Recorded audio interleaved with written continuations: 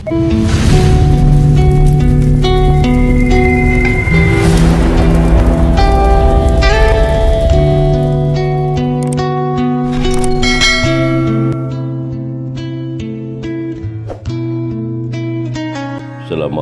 warahmatullahi wabarakatuh, sahabat Nusantara. Inilah Telaga Menjer yang terletak di Komplek Pegunungan Dieng di lereng Gunung Pakuwojo, Kabupaten Wonosobo. Mari kita lihat.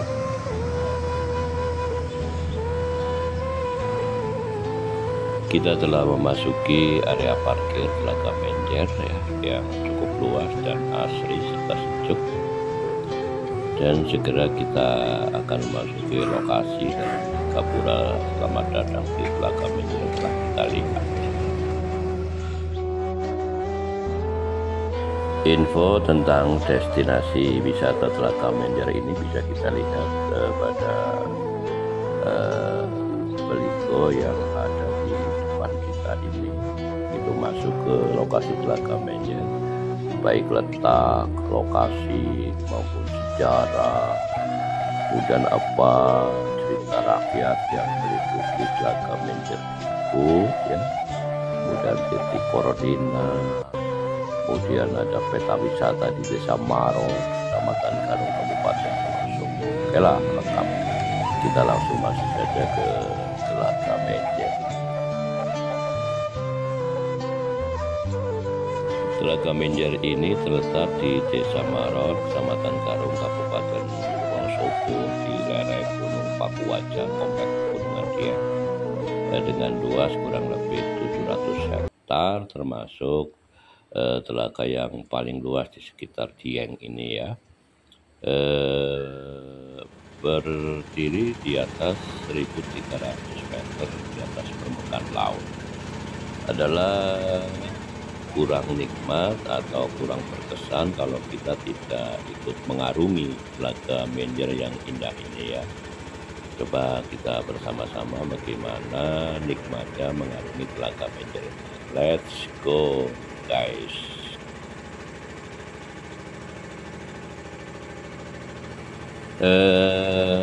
Letak Telaga Menjer ini strategis dari pusat Kecamatan Garung sekitar 2 km, dan dari pusat kota Wonosobo itu hanya 12 km. Alhamdulillah, kebetulan sekali saya termasuk orang yang menjadi saksi proses pembangunan Telaga Menjer ini sekitar tahun 1980-an bersamaan dengan pembangunan PLT Garung, ya. Bagaimanapun juga sudah sekitar 45 tahun lebih, ya.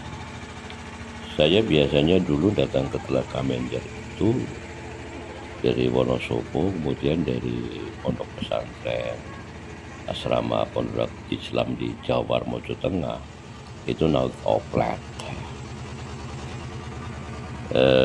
Saat itu saya masih remaja. Kalau datang ke sini lokasi belum seindah ini, masih alamiah sekali. Pegunungan Pakuwojo yang meliputi Telaga Menjer ini begitu kokoh di depan, menaungi riak gelombang air yang cukup tenang ini, ya. Saya bersama anak ini, anak, menantu, dan keluarga bisa menikmati nuansa di Telaga Menjer kali ini.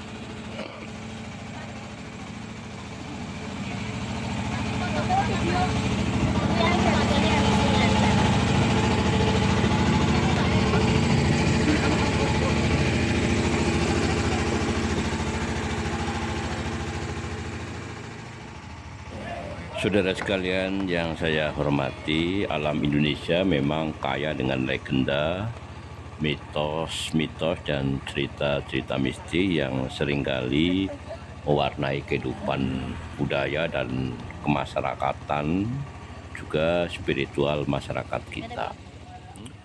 Salah satu cerita yang ada di Telaga Menjer ini adalah tentang cerita tentang Telaga Menjer ini. Telaga ini terletak di kaki Gunung Pakuwaja, ya. Dulunya terletak di Desa Menjer.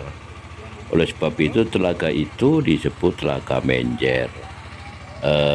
Tetapi karena pemekaran wilayah, Telaga Menjer ini sekarang berada di Desa Maron, Kecamatan Garung, Kabupaten Wonosobo. Telaga Menjer mengisahkan sebuah telaga yang penuh dengan misteri dan sungguh sangat mempesona. Mitos yang berkembang di Telaga Menjer ini telah menjelma menjadi bagian tak terpisahkan dari warisan kepercayaan, nilai-nilai luhur, dan tradisi masyarakat lokal sekitarnya. Mitos Telaga Menjer ini menggambarkan sebuah telaga yang memiliki makna mendalam bagi masyarakat sekitar. Karena apa? Ya, Telaga Menjer tidak hanya sekedar sebuah bentuk air atau sumber mata air, tetapi juga merupakan tempat di mana legenda dan kisah-kisah lama berkembang. Ya. Saudara sekalian yang saya cintai, konon Telaga Menjer itu adalah asal muasal dari meletusnya Gunung Pakuwaja yang akhirnya secara ilmiah membentuk sebuah cekungan dan sekarang menjadi telaga. Tapi ada sebuah kisah juga adanya seorang putri yang namanya Pakuwaja dengan suaminya yang namanya Prabu Sindoro. Karena terlalu seringnya bertengkaran, maka dari pelupuk mata Dewi Pakuwojo itu selalu mengalirkan air, dan air inilah yang pada akhirnya menjelma menjadi Telaga Menjer. Cobalah kita nikmati indahnya alam Telaga Menjer ini. Sungguh sangat menarik. Banyak orang yang mengatakan bahwa Telaga Menjer ini sungguh memiliki kemiripan dengan Danau Bedugul di Pulau Bali.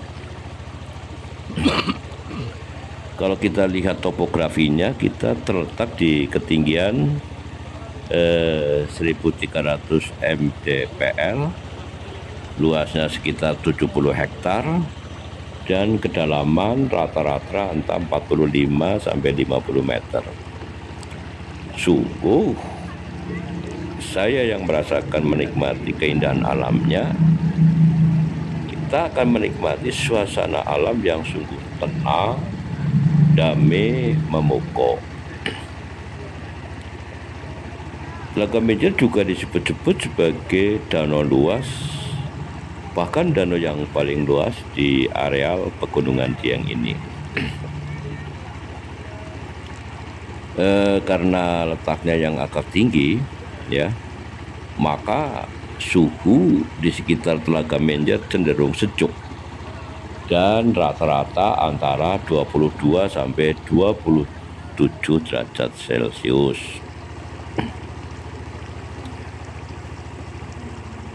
Saudara sekalian yang saya hormati, kita lihat riak air yang sangat indah ini dan pegunungan Pakuwojo yang megah kokoh perkasa itu, ya, itu mengisahkan bahwa telaga ini terbentuk akibat letusan Gunung Pakuwaja di kawasan Dieng yang pada masa lampau itu masih aktif, ya. Bentuknya mengerucut, menyerupai kerucut, mendalam semakin meruncing, ya, mendalam semakin meruncing. Saudara pemirsa, sebelum diubah menjadi waduk, dikisahkan bahwa Telaga Menjer ini merupakan mata air yang masih kecil. Tetapi setelah dibangunnya bendungan yang dikerjakan oleh perusahaan pembangkit listrik tenaga air, Telaga Menjer berkembang menjadi lebih luas dan lebih dalam. Memang benar juga ya. Bendungan Telaga Menjer itu kabarnya sudah ada sejak zaman penjajah Belanda. Tetap berdiri sampai sekarang meski usianya sudah cukup tua. Tapi secara nyata baru tahun 1982 bendungan Garung Telaga Menjer ini bisa beroperasi.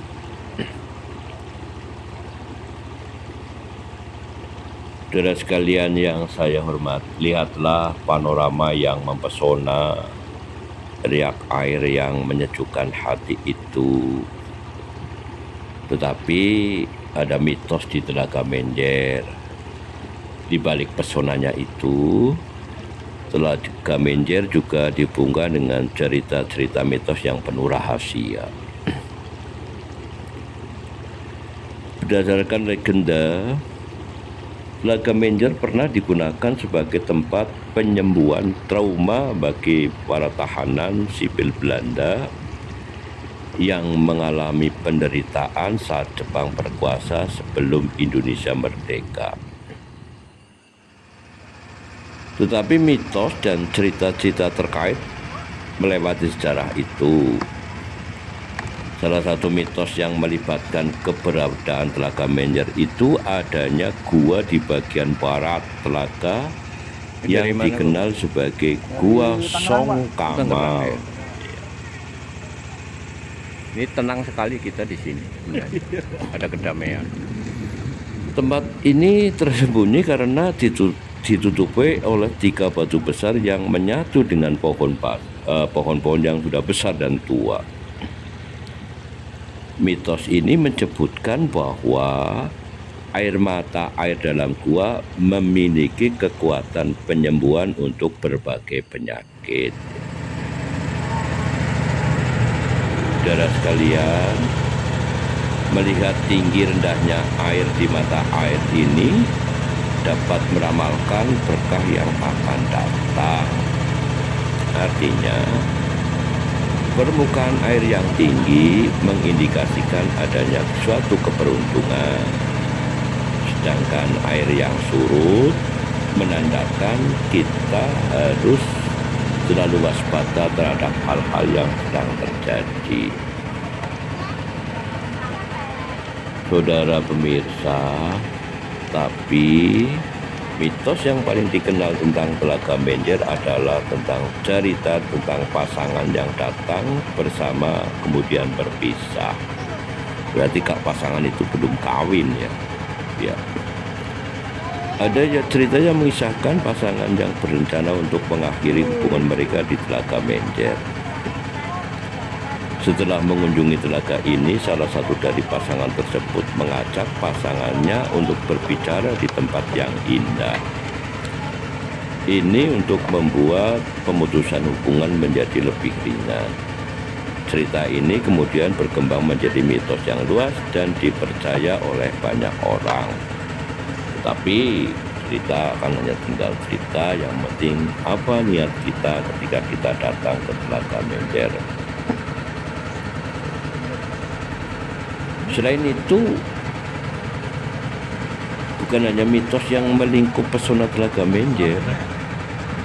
Konon, banyak pengunjung dikabarkan melihat sosok manusia yang berjalan di atas permukaan telaga tanpa menggunakan perahu atau benda lainnya. Banyak orang yang percaya bahwa sosok ini adalah roh dari gadis yang tenggelam di Telaga Menjer dan tak pernah kembali ke daratan. Selain itu, beberapa orang juga melaporkan melihat ikan raksasa yang tiba-tiba menghilang saat mendekat. Banyak juga cerita lain yang ada di telaga ini, diantaranya cerita tentang 2 gadis yang jatuh ke dalam lubang tempat ini dan tenggelam, yang kemudian menjadi mitos tentang hubungan yang akan hancur di Telaga Menjer. Tetapi bagaimanapun juga, Cerita yang membentang ini merentangkan antara alam nyata dan khayalan juga mitos. Yang jelas, bagaimanapun juga Telaga Menjer melambangkan kekuatan dan keindahan serta kisah-kisah yang terjalin dalam keseharian masyarakat Indonesia. Saudara sekalian, itu adalah mitos. Yang penting bagi kita ketika datang ke Telaga Menjer adalah mengagumi keindahan ciptaan Allah. Kemudian niat kita apa? Niat kita adalah untuk tadabbur alam. Itulah yang terbaik untuk kita. Wallahu a'lam. Assalamualaikum warahmatullahi wabarakatuh.